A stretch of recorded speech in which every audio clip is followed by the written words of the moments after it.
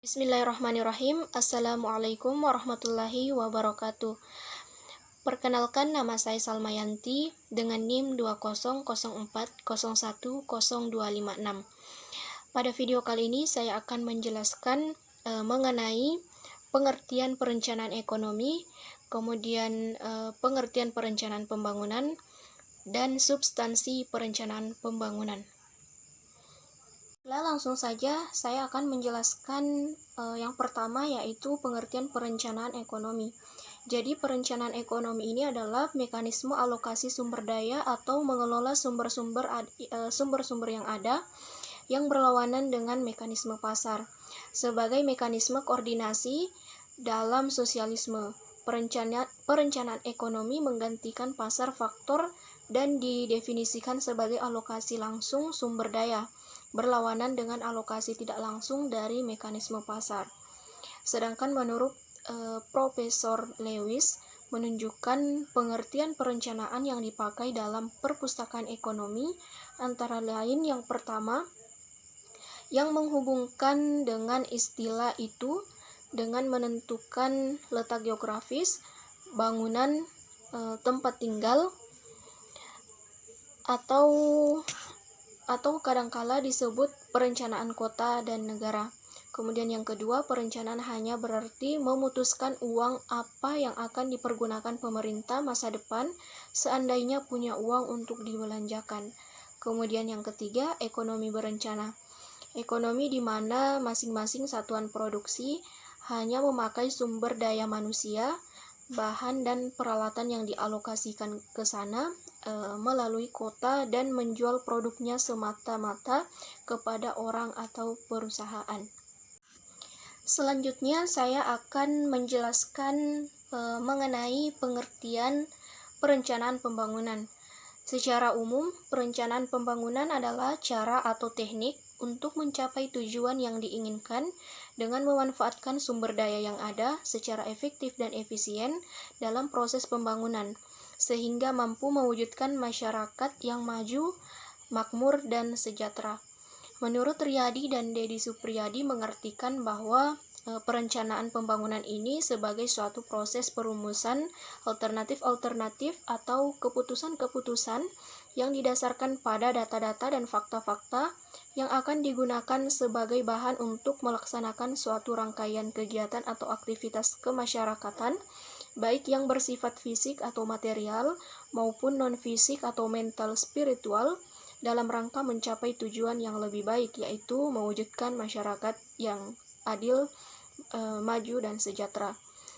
Jadi, perencanaan pembangunan adalah proses yang berkesinambungan dalam membuat keputusan atau pilihan-pilihan penggunaan sebagai alternatif sumber daya untuk mengendalikan suatu perekonomian guna mencapai sasaran atau tujuan tertentu dalam jangka waktu tertentu.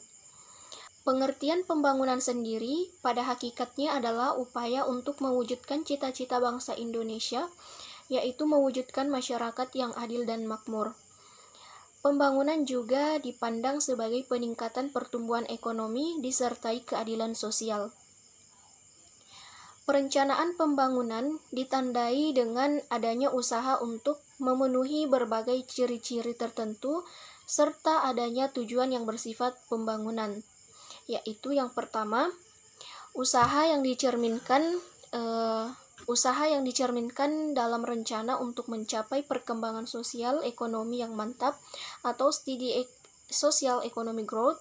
Hal ini dicerminkan dalam usaha pertumbuhan ekonomi yang positif.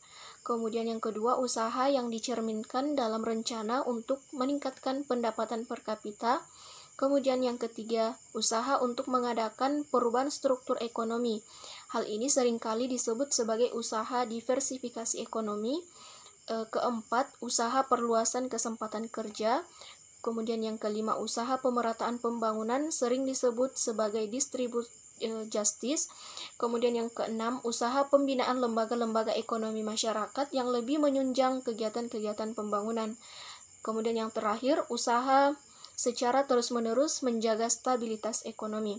Sebagai suatu proses, maka pembangunan masyarakat tidak terlepas dari aspek perencanaan atau planning, pengorganisasian atau organizing, penggerakan atau actuating, dan pengawasan atau controlling.